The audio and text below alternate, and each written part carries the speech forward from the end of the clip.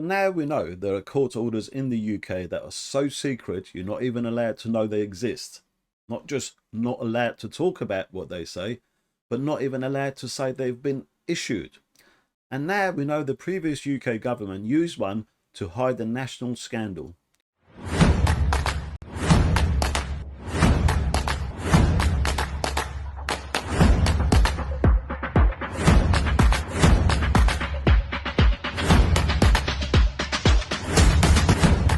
Welcome to this episode about Contra mundum, super-injunctions. Let's break down what they are, who's used them before, and why the Ministry of Defence just used one to cover up a serious failure affecting Afghans who'd sided with Britain against the Taliban. First, let's decode the jargon.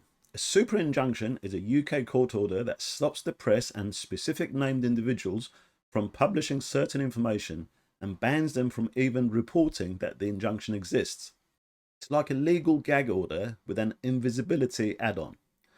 But then there's the nuclear option, the Contra mundum super-injunction. That means the order isn't just against the press and a few named people, it's against the entire world.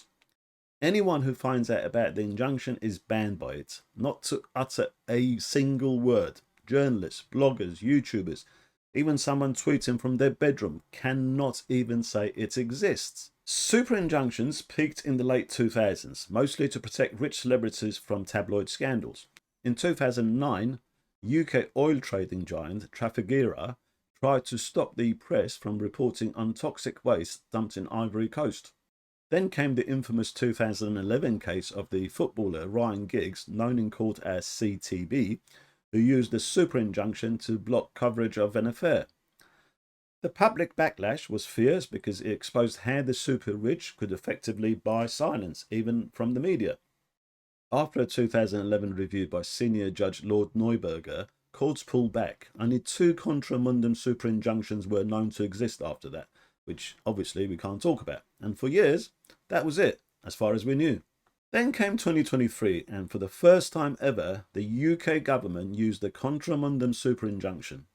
It was issued on 1st of September 2023 by the Ministry of Defence. Why? Because a major data breach that exposed personal details of Afghans eligible for resettlement under the UK's Afghan Relocation and Assistance Programme, people who'd worked with the British forces against the Taliban and were now in danger from the Taliban following Joe Biden's disastrous withdrawal from Afghanistan. The breach potentially put thousands of lives at risk, but rather than admit it, the MOD took a different route. They went to court and got a blanket secret order to stop any reporting of the breach or even the injunction itself. The existence of the order only came to light 2 years later, this month, recently, in July 2025, after the Financial Times challenged the secrecy. The High Court then published a heavily redacted judgment admitting that the super injunction had indeed been granted and kept under lock and key for nearly 2 years. This was the first known case a British government department had used the Contra mundum super injunction to silence media reporting of its own failure. So what are the implications? First, it sets a chilling precedent. If the government can silence the press using secret orders, what's to stop it next time? What else has been kept under wraps that we don't know about?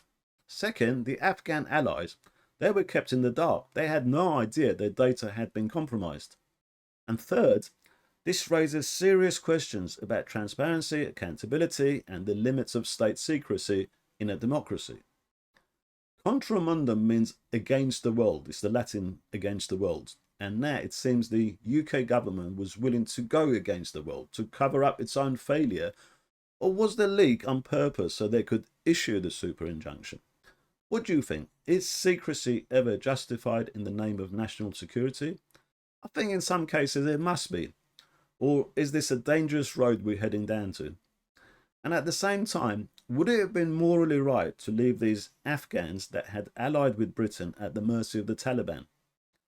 This case now threatens to undermine any future promises by a British official in a future conflict who says to potential allies, "Trust us, your data is safe with us and we will look after you if anything goes wrong." At the same time, is it right for the government to dump thousands of foreign nationals with alien cultures into a community without any consultations with them?